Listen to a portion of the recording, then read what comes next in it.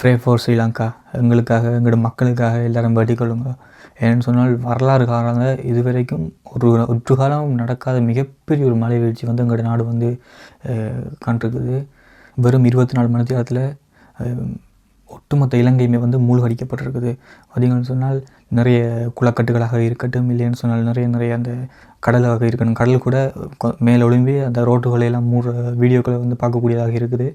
நிறைய மிகப்பெரிய ஒரு பிரச்சனை நடந்துகிட்டு இருக்குது. இது வரைக்கும் நான் இந்த வீடியோ எடுத்துக்கொண்டு இருக்கிற வரைக்கும் கிட்டத்தட்ட 125 பேர்கிட்ட இறந்துட்டார்கள்னு சொல்லி செய்தி வந்திருக்கு. அதோட 100 பேருக்கு மேலே வந்து காணாமல் போயிட்டார்கள்னு சொல்லி செய்தி வந்திருக்குது, பார்க்கக்கூடியதாக இருக்கிறது.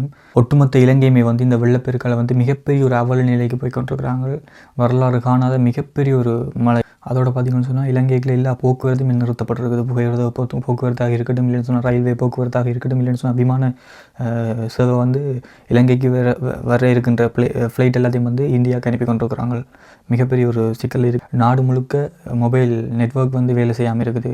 இந்த குறிப்பிட்ட மிகப்பெரிய ஒரு நெட்வொர்க் கம்பெனிகளாக இருக்கட்டும், ஒரு கம்பெனிகளுமே இந்த சமயத்தில் வந்து வேலை செய்யாமல் இருக்குது. இந்த சமயத்தில் முக்கியமாக இந்த சமயங்களில் தான் வேலை செய்யணுமா, இந்த சமயங்களில் அந்த நெட்வொர்க் கம்பெனிகள் எதுவுமே வேலை செய்யலை.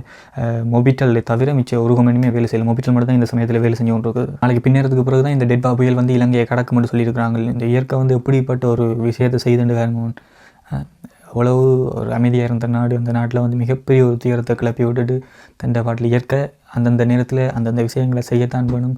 அதுக்கேற்ற மாதிரி நாங்களும் தயாராக இருக்கணும். தயவு செஞ்சு எல்லாருமே கவனமாக இருங்க. 20,000க்கு மேற்பட்ட வீரர்கள் வந்து மக்களை காப்பாற்றுற பணியில் வந்து ஈடுபட்டு கொண்டு இருக்கிறாங்க.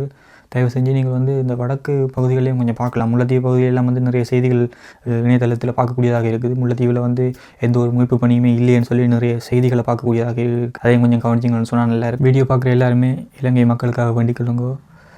உங்களால் முடிஞ்ச அளவுக்கு மற்றாக்களுக்கு ஷேர் பண்ணுங்க இந்த வீடியோவை. அவங்களும் பார்த்து எங்களோட மக்களுக்காக ஒரு வேண்டி கடவுளை ப்ரே பண்ணட்டும். தேங்க்யூ.